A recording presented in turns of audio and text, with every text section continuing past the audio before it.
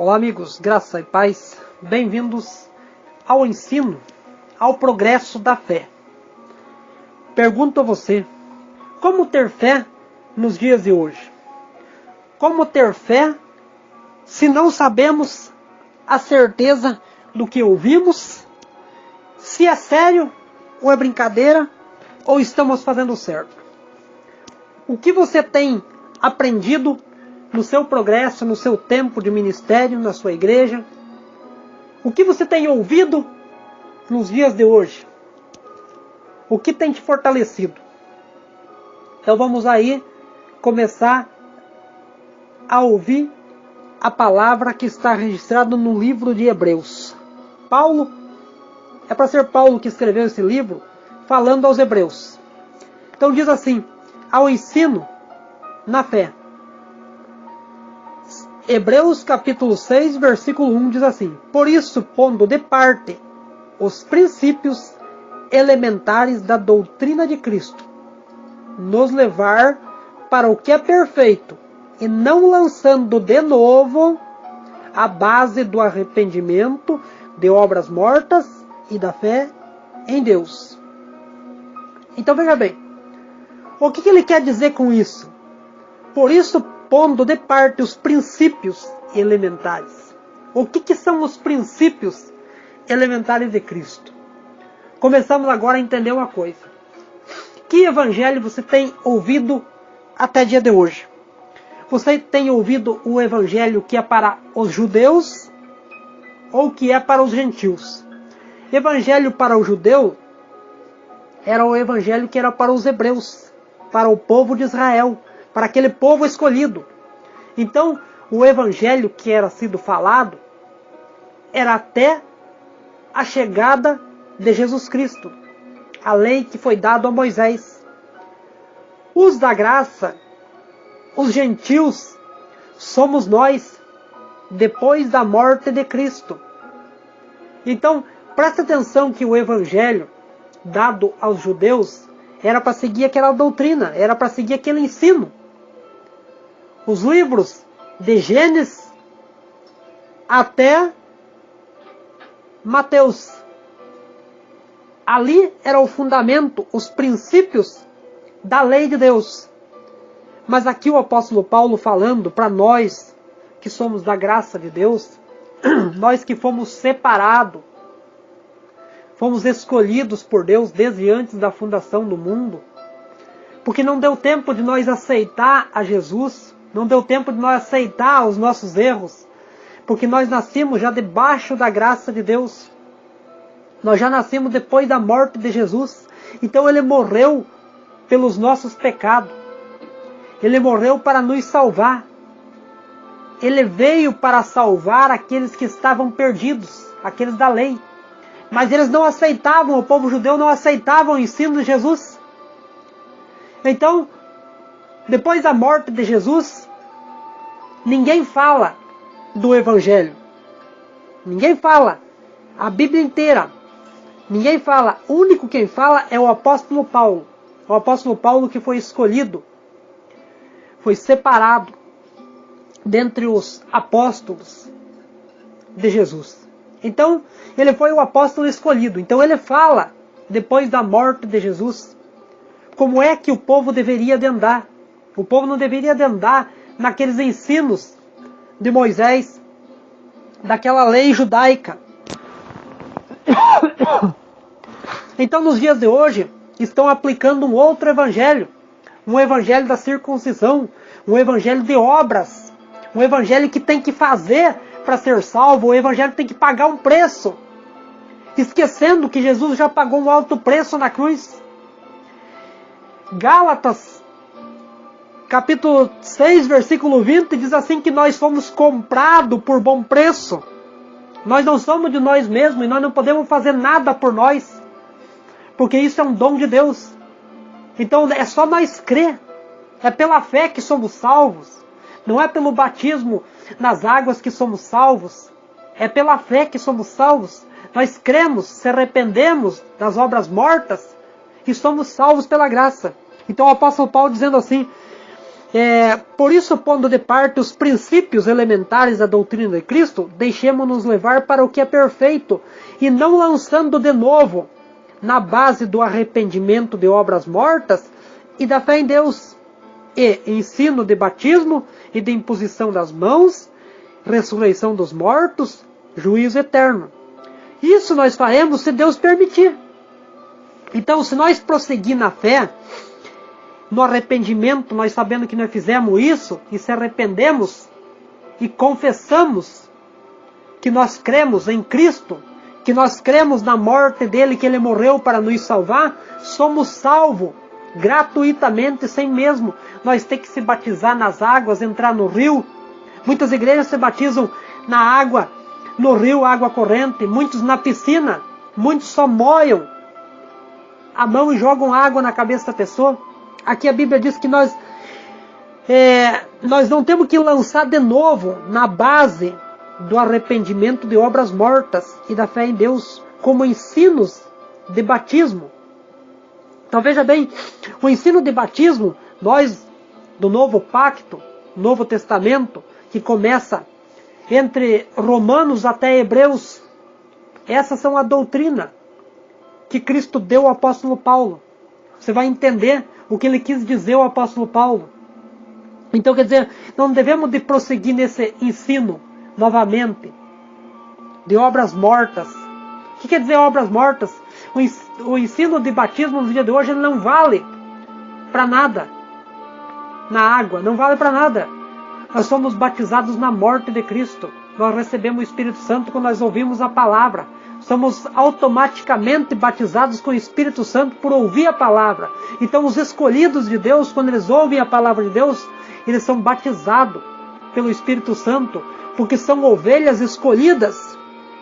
Então aqui nós vamos prosseguir nessa leitura, vocês vão entender que a maioria das pessoas que não conseguiram ter um fundamento, uma base, um alicerce, essas pessoas se desviaram e não conseguem se erguer novamente, porque nunca ouviram o Evangelho de verdade.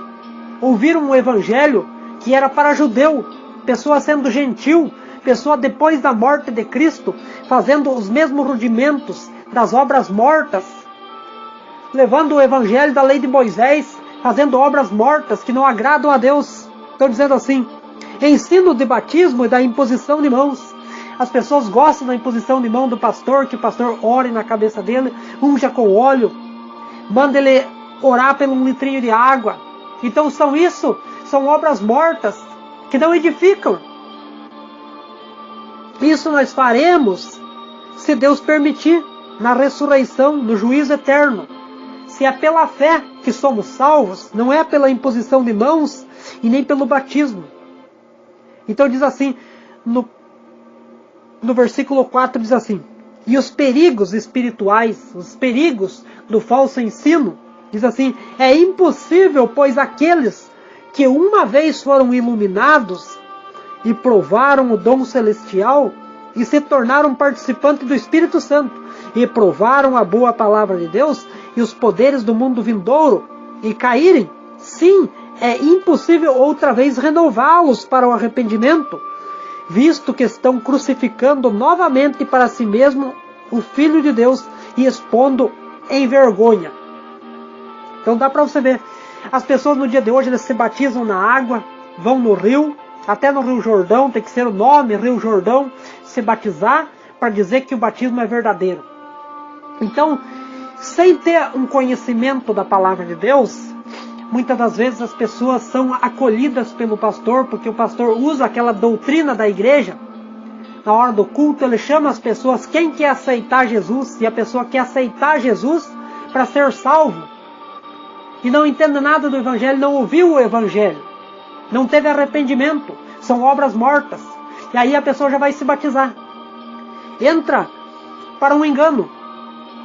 Então é impossível essas pessoas que se batizaram, que já foram participantes da palavra de Deus, e elas vieram cair, e elas se renovar de novo.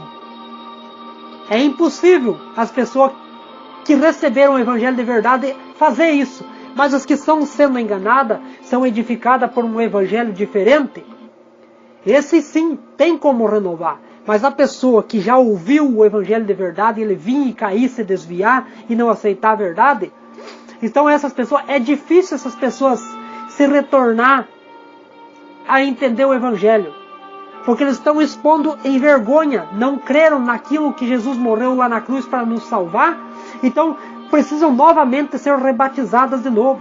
Então elas procuram as igrejas vêm com essas conversas, que diz que se você foi batizado, em que você foi batizado? Foi batizado em Jesus de Nazaré, em Jesus Cristo, em nome do Pai, em nome do Filho, em nome do Espírito Santo. Então vem essas conversas. Se batizou em uma igreja, aquele batismo não vale. Se batizou em outra igreja, outro batismo não vale.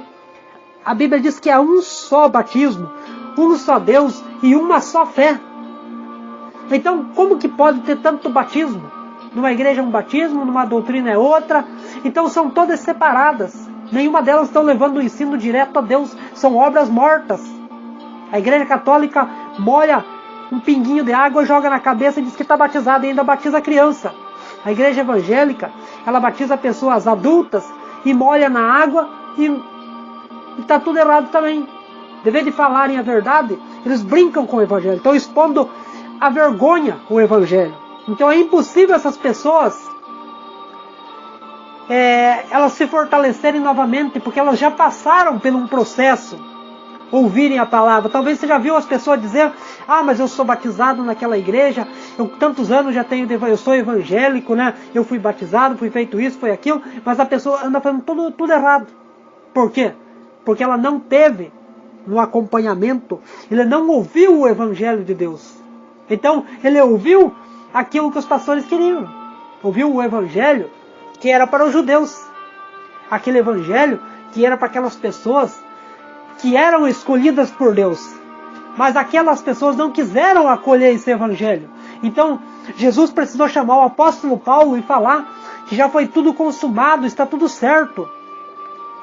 Que o evangelho da graça de Deus são para aqueles que crerem pela fé, que são restaurados, transformados pela fé. Não precisa fazer algo da lei para se justificar. Porque é pela graça que nós somos salvos. Então diz, é impossível renovar a fé dessas coisas. Porque provaram a boa palavra e os poderes do mundo e caíram. É impossível outra vez renová-lo para o arrependimento. Veja bem, no versículo 7 diz assim: porque a terra absorve a chuva, que frequentemente cai, e ela produz erva útil. Aqueles por quem é cultivada recebe bênção da parte de Deus, mas se produz espinhos e abrolhos, é rejeitada, e o perto está a maldição, e o fim é ser queimado. Então, para os que ouvem o evangelho e crerem no evangelho e se dispersam e não crerem na salvação, é impossível renovar a fé deles, porque eles participaram da palavra de Deus, então eles não eram escolhidos. Essas pessoas não foram chamadas por Deus, então é impossível renovar a fé das pessoas, porque elas não quiseram compromisso com Deus de verdade. Mas aqueles a quem não tiveram base, não tiveram escolha, e aceitaram o evangelho, e não se frutificaram, esses sim, esses podem se renovar. Então, um exemplo que essa palavra está dizendo, assim como a chuva. A chuva, ela cai na terra, ela absorve na terra, e a semente, ela vem crescer, e ela vem dar bom fruto, e as bênçãos de Deus são derramadas.